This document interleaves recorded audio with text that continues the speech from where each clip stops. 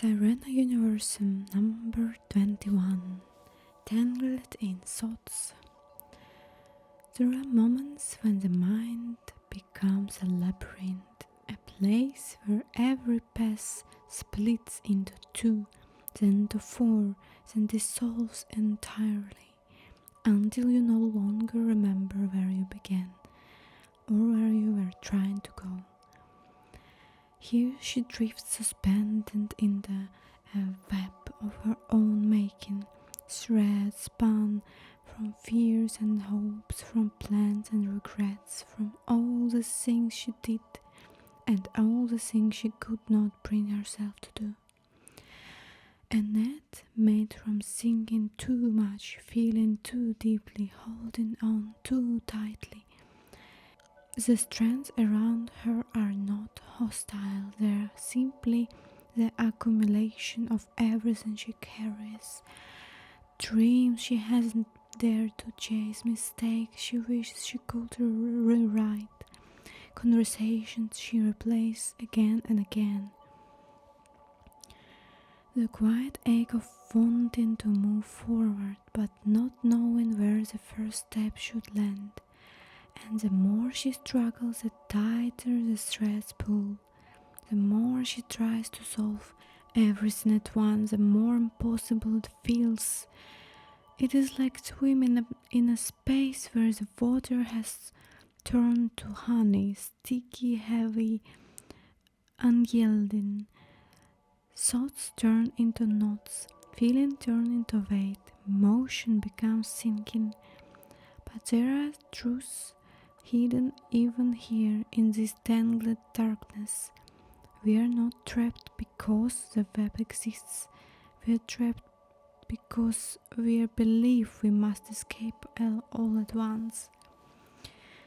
Sometimes the mind becomes too bright, too loud, too crowded, and when it does, the first step is not to untangle every thread.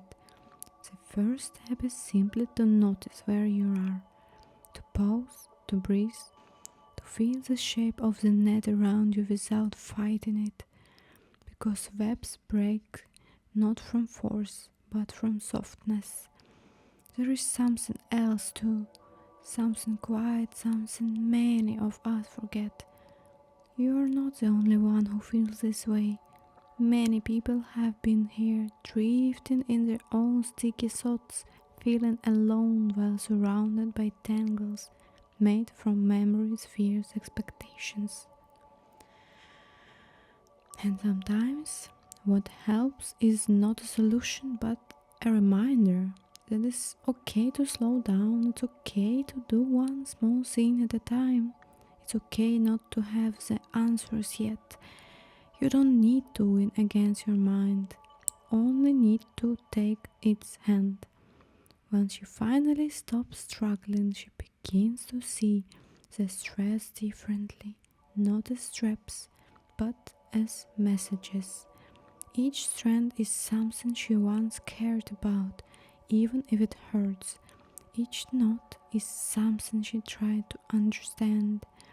Each loop is path she can return to later. Not now, not all at once, but when she is ready. The web is not permanent. Thoughts shift, patterns loosen. The mind, even when tangled, is always capable of creating new openings. And slowly, softly, she realizes something.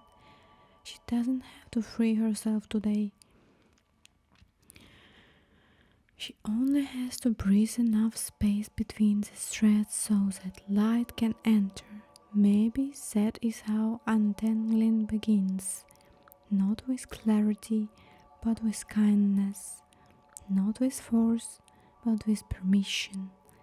Permission to rest, permission to ask for help, permission to be imperfect, permission to trust that the knot you loosen today, even if it's tiny, it's enough. And one day, when she looks back, she will see that she did not escape the web all at once.